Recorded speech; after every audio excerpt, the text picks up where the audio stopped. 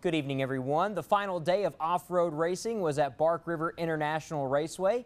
Day one was action-packed and drama-filled, so day two could not disappoint the fans that came out to watch. The Prolite racers made their way back on the track for day two of racing. For the second straight day, it was Cam Reimers in the 21 truck leading the pack off the first jump and around the first turn. Kyle Kleiman was back in the yellow 42 and his brother Cody was back in the black 48. They started off in the middle of the pack.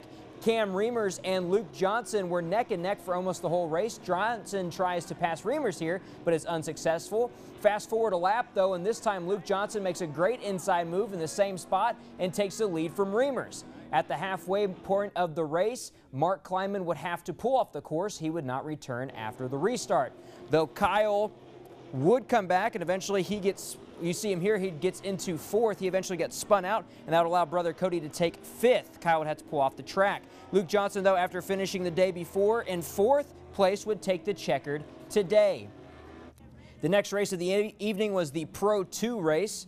And the first lead change actually came fairly quick into this race. Around the first turn, Marty Hart would pass the original leader, Brad Lavelle, to move to first. CJ Greaves, yesterday's winner, made his first big move.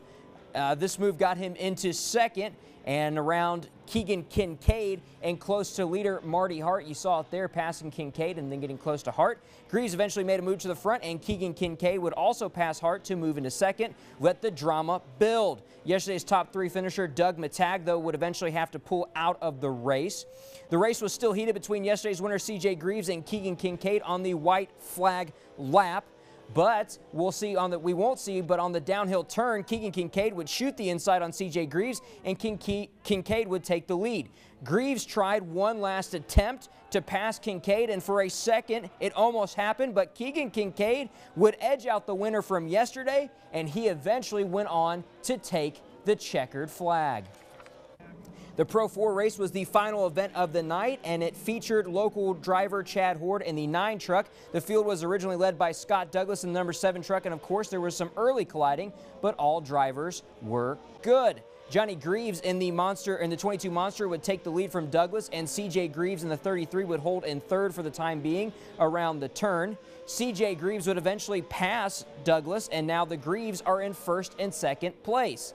Local driver Chad Horde would have a flat tire that caused him to pull off the track at the halfway point of the race.